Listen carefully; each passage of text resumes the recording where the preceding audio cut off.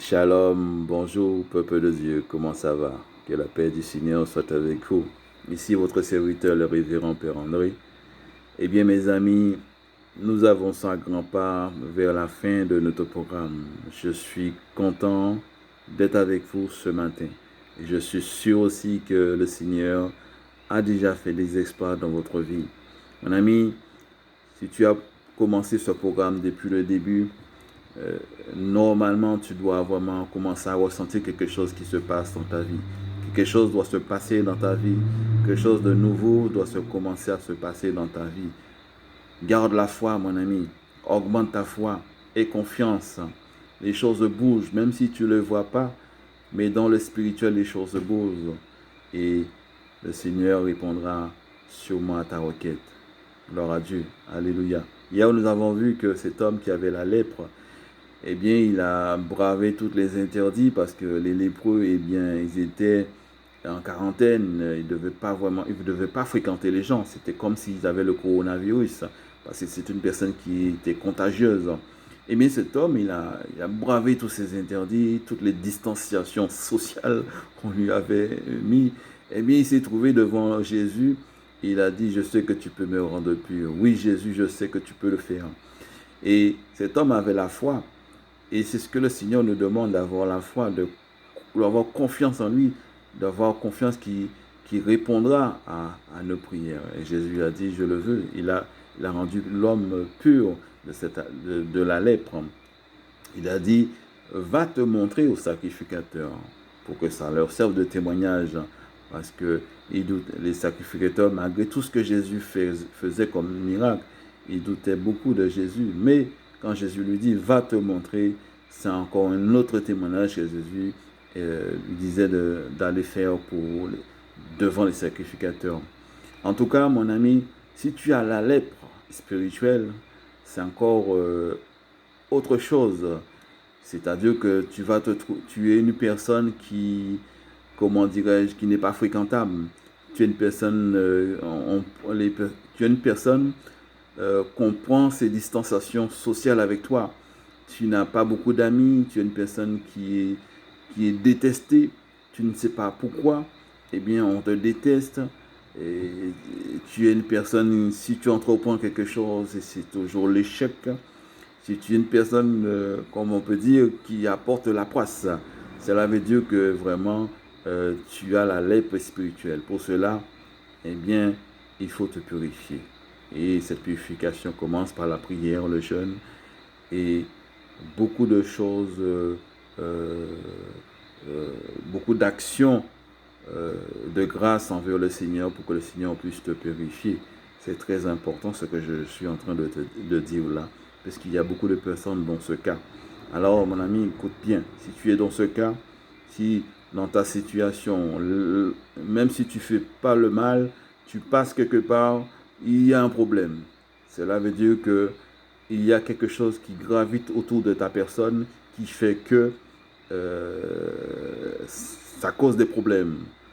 Ça peut être un sort qu'on t'a jeté qui fait qu'il y a des esprits mauvais qui gravitent autour de ta personne et qui font que ça crée des problèmes. Voilà, donc il est temps maintenant que tu puisses prendre les dispositions nécessaires par la prière, par l'offrande de ta personne, les actions de grâce, et Dieu te répondra sûrement à tes requêtes. Alléluia. Aujourd'hui, mon ami, nous allons voir l'incrédulité qui est vraiment un poison pour le chrétien. Le manque de foi, c'est un poison spirituel pour le chrétien. Il y avait un enfant qui était malade et les disciples de Jésus sont allés guérir cet enfant, mais ils n'ont pas réussi. Et dans la vie, tu peux tomber sur des cas difficiles. Nous pouvons tomber sur des cas difficiles. Nous pouvons faire des échecs. Mais nous ne devons pas baisser les bras. C'est ce qui est important à comprendre. Alors, le père de cet enfant vient vers Jésus. Il lui dit, écoute, mon enfant, il y a un problème. Mon enfant est tourmenté. Un coup, il se jette dans le feu. Un coup, il se jette dans l'eau. Et tes disciples sont venus pour le guérir. Ils n'ont pas réussi. Alors Jésus commence à réprimander les disciples en leur disant que vous manquez de foi. Alors Jésus a délivré cet enfant, a fait une prière d'exorcisme, a commandé aux démons de sortir de cet enfant, et cet enfant a été guéri. Et les disciples ont posé Jésus cette question en particulier, puisque bon, ils étaient à l'école. Pourquoi n'avons-nous pas pu chasser ce démon? Alors Jésus leur dit, c'est à cause de votre incrédulité. Ce que je vous ai dit tout à l'heure, l'incrédulité est un poison pour le chrétien. Le manque de foi, c'est un poison. Et si nous doutons de la capacité de Jésus d'intercéder pour nous, eh bien, cela a des conséquences d'ordre spirituel. Ça fait une cascade comme un domino. Nous commençons à douter, nous commençons à perdre espoir et finalement nous perdons l'espérance divine. Parce que si nous disons que finalement, après tout ce qui m'arrive et que Dieu n'intervient pas, eh bien, vous risquez vraiment de baisser les bras. Et ce n'est pas l'objectif de notre Seigneur. L'objectif, c'est de sauver le maximum de personnes. Alors, mon ami, aujourd'hui, je vais te dire quelque chose que le Seigneur vraiment a entendu tes prières. Le Seigneur a déjà fait des merveilles dans la vie de beaucoup de personnes pendant ces 5 jours. Il continuera de faire des merveilles. Soyez confiants. Il doit se passer quelque chose dans ta vie. Mon ami, il doit se passer quelque chose dans ta vie. Je ne sais pas si ça s'est déjà passé, si ça va se passer, mais en tout cas, il doit se passer quelque chose dans ta vie après ce programme de prière. Amen. Alors, lisons l'évangile du jour Matthieu, chapitre 17, les versets 14 à 23. Matthieu, chapitre 17, les versets 14 à 23. Lorsqu'il fut arrivé près de la foule, un homme vint se jeter à genoux devant Jésus et dit, « Seigneur, aie pitié de mon fils qui est lunatique et qui souffre cruellement. Il tombe souvent dans le feu, souvent dans l'eau. Je l'ai amené à tes disciples et ils n'ont pas pu le guérir. » « Race incrédule et pervers, répondit Jésus, « jusqu'à quand serai-je avec vous? Jusqu'à quand vous supporterai-je? Amenez-le-moi ici. » Jésus parla sévèrement au démon qui sortit de lui et l'enfant fut guéri à l'heure même. Alors les disciples s'approchèrent de Jésus et lui dirent en particulier, « Pourquoi n'avons-nous pu chasser ce démon? » « C'est à cause de votre incrédulité, leur dit Jésus. Je vous le dis en vérité. Si vous aviez de la foi comme un grain de sénévé, vous diriez à cette montagne, « Transporte-toi d'ici là, » et elle se transporterait. Rien ne vous serait impossible. Mais cette sorte de démon ne sort que par la prière et le jeûne. Pendant qu'ils parcouraient la Galilée, Jésus leur dit, « Le Fils de l'homme doit être livré entre les mains des hommes. Ils le feront mourir, et le 3e jour, il ressuscitera. » Ils furent profondément attristés. Parole du Seigneur. Amen. Rien ne vous sera impossible si vous avez la foi comme un grain de sénévé. La foi, elle est vraiment importante. Mais Jésus nous fait comprendre que nous n'avons pas besoin de beaucoup d'énormes de foi. Jésus nous dit, si vous avez la foi comme un grain de sénévé, vous direz à cette montagne, transporte-toi d'ici et là. Mes amis, il ne nous faut pas grand-chose. Mon ami, il ne te faut pas grand-chose. Peut-être te faudrait encore persévérer dans tes prières. Mais ne doute jamais que le Seigneur interviendra dans ta situation. Amen, alléluia. Alors, cet enfant, eh bien, il était tourmenté. Son âme était tourmentée, son esprit était tourmenté. Et comme son esprit et son âme n'étaient pas en paix, eh bien, parce qu'il y avait un démon qui était derrière. Donc, un coup, il se jetait dans l'eau, un coup, il se jetait dans le feu. En fait, il était tourmenté. Ce peut que, mon ami, que tu es tourmenté, tu ne dors pas, tu es stressé, tu as des problèmes. Ce peut que ta vie, c'est calvaire. Il se peut que ta vie, c'est un enfer. Il se peut que ce soit un esprit qui est là, derrière ta vie, qui te menace, qui fait que ta vie devient un cauchemar.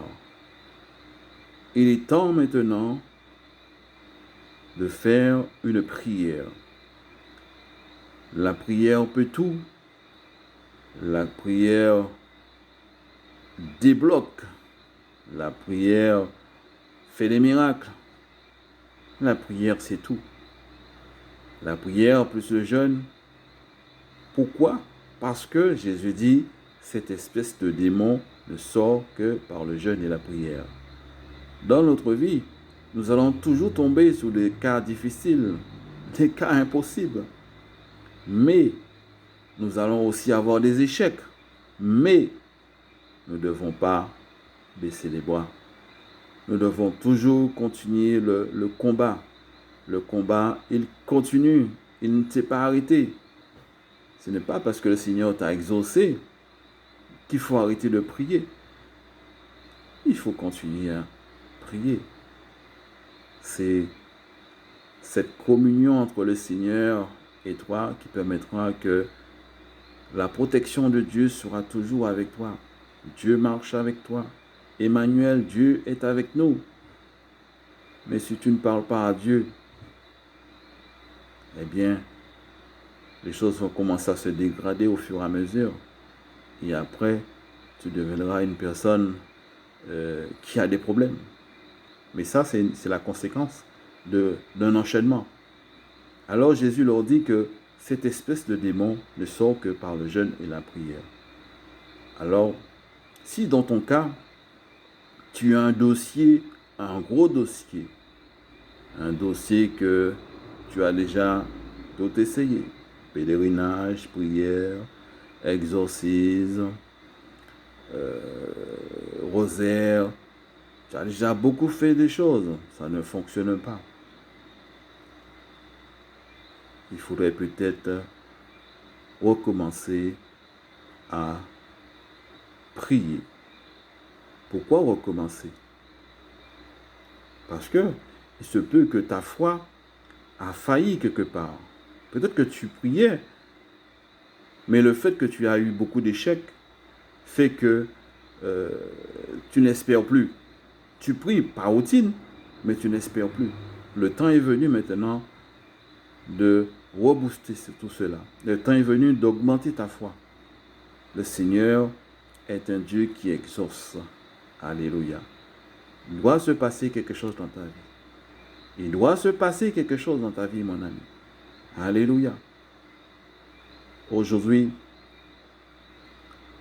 Jésus est proche de nous.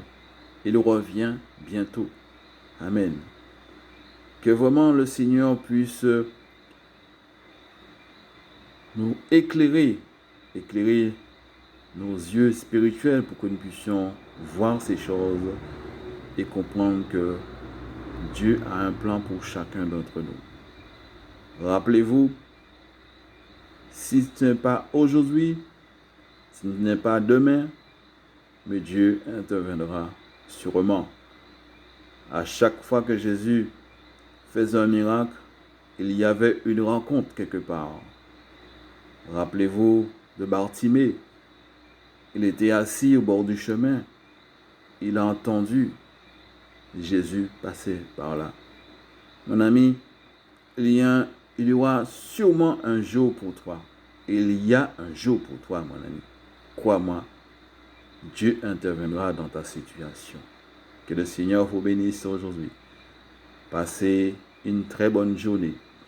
Dimanche, je ferai une prière d'exorcisme pour tous ceux qui sont dans la souffrance, tous ceux qui sont tourmentés. Préparez votre bouteille d'huile, préparez-vous à cela. Si vous pouvez jeûner un repas, sauter un repas, tant mieux. Mais en tout cas, préparez-vous à cela. Que Dieu vous bénisse et vous garde. Que la paix du Seigneur soit avec vous. Que le Dieu Tout-Puissant le Dieu trois fois saint, puisse vous délivrer de tout esprit, tout ennemi, tout démon, tout esprit néfaste, au nom du Père et du Fils et du Saint-Esprit. Ainsi soit-il. Bonne journée.